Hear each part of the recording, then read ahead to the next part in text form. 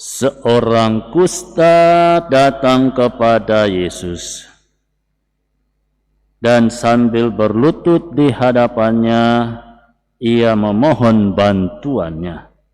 Katanya, "Kalau engkau mau, engkau dapat mentahirkan aku."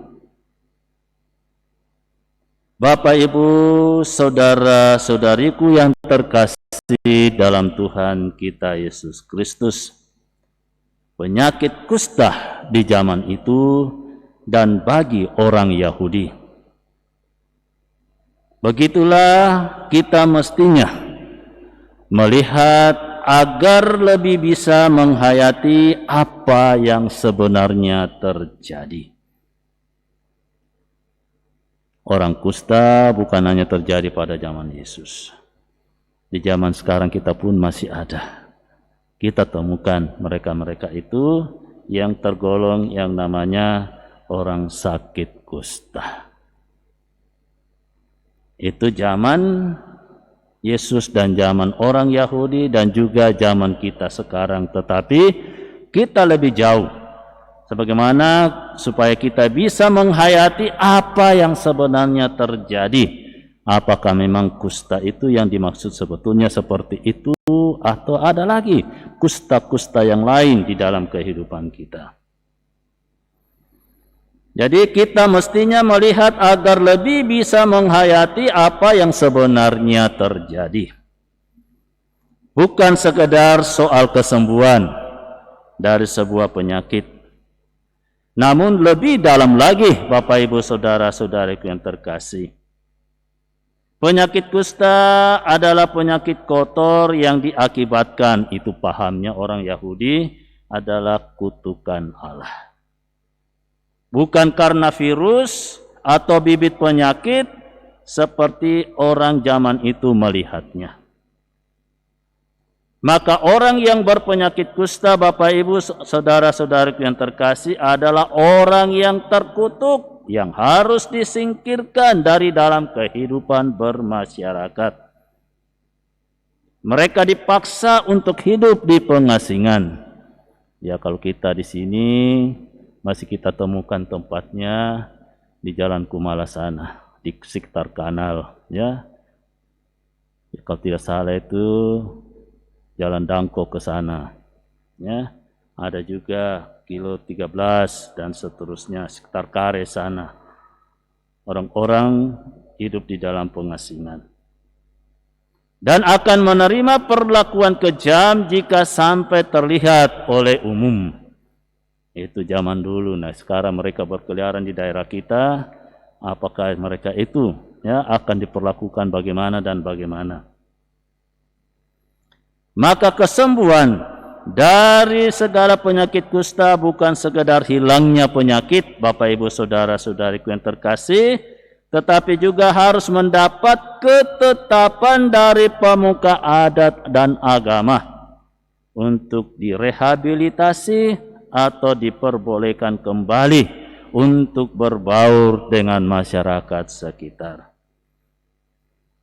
Nah, Bapak Ibu saudara-saudariku yang terkasih, membaca dan mendengarkan cerita demikian, mungkin ya kisah penyembuhan tadi hanya akan menambah deretan kekaguman kita akan Yesus, menambah kenaan kita akan kuasanya, atau menambah tebal harapan kita bahwa Ia pun akan menyembuhkan kita dari penyakit-penyakit yang kita derita selama ini.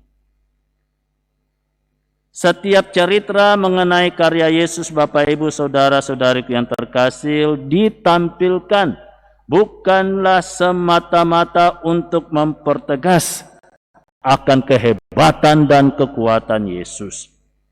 Bukan sebagai bunga-bunga kisah yang membuat setiap pendengar itu akan meyakini dirinya atau semakin tunduk kepadanya.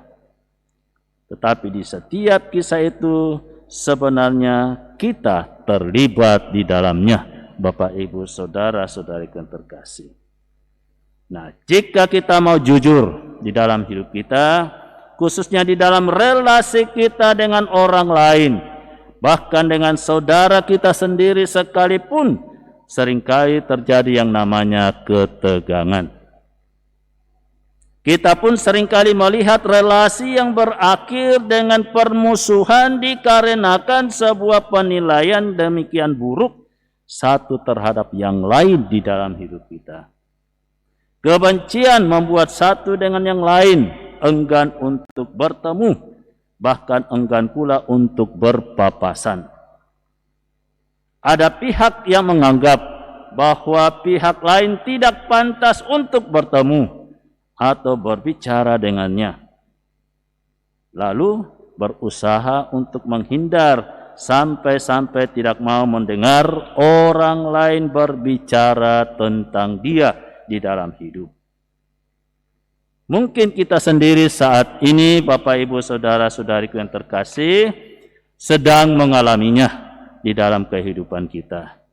Kita merasa diri terbuang, merasa diri disingkirkan, merasa diri dihindari oleh orang lain di dalam hidup kita. Nah, dalam keadaan seperti itu, apa bedanya diri kita dengan si orang kusta yang kita dengarkan ceritanya disembuhkan oleh Yesus?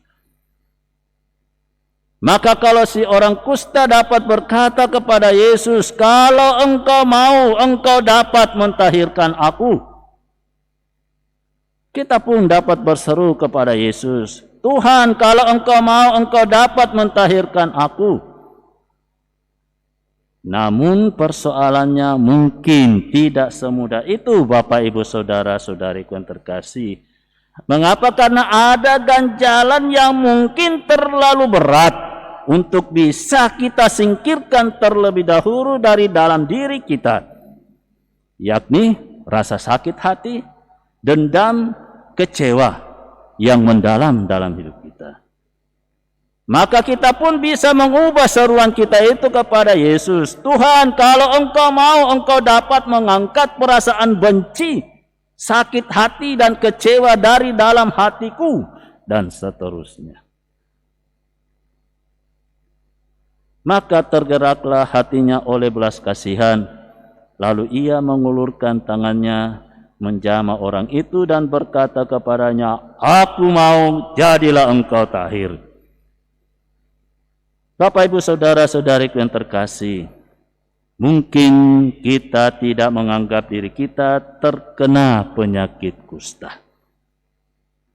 Penyakit itu tidak menggerogoti anggota tubuh kita, melainkan menggerogoti hati dan relasi kita terhadap saudara-saudari kita dan orang lain dalam hidup kita. Penyakit kusta yang kita derita tidak membuat ruas jari kita terputus perlahan-lahan dan jatuh, tetapi relasi kita dengan orang lain yang terputus di dalam hidup kita. Namun akibat dari keterputusan itu, Bapak Ibu Saudara-saudariku yang terkasih, sangatlah membebani hidup kita masing-masing. Gerak langkah kita menjadi terbatas. Ada sekat-sekat yang membuat kita terkurung dalam ketakutan, kecemasan, kegelisahan, dan ketertindasan dalam hidup kita. Nah, Bapak Ibu Saudara-saudariku yang terkasih, maka tergeraklah hatinya oleh belas kasihan, lalu ia mengulurkan tangannya menjamah orang itu dan berkata kepadanya, "Aku mau, jadilah engkau tahir." Kesediaan diri kita untuk mengalami Yesus, untuk dijamah oleh Yesus, tentu menjadi anugerah yang luar biasa di dalam hidup kita. Kita akan mengalami kebebasan, mengalami kelepasan untuk untuk bisa kembali berelasi dengan saudara-saudari kita dan orang lain seperti sedia kala.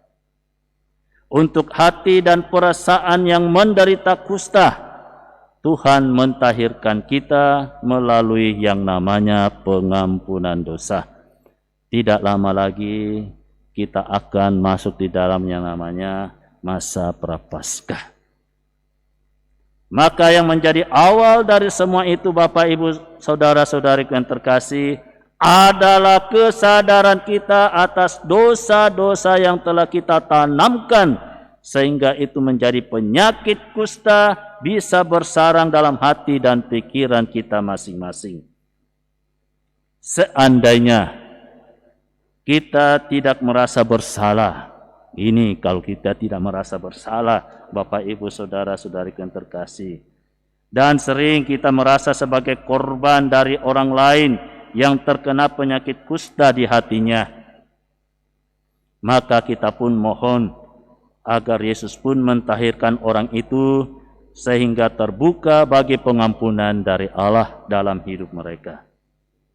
Namun, sebelum kita menunjuk orang lain, Bapak, Ibu, saudara-saudari yang terkasih, ada baiknya jika kita mulai dengan melakukan refleksi yang mendalam atas diri kita masing-masing, atas keluarga kita masing-masing. Semoga demikian. Amin.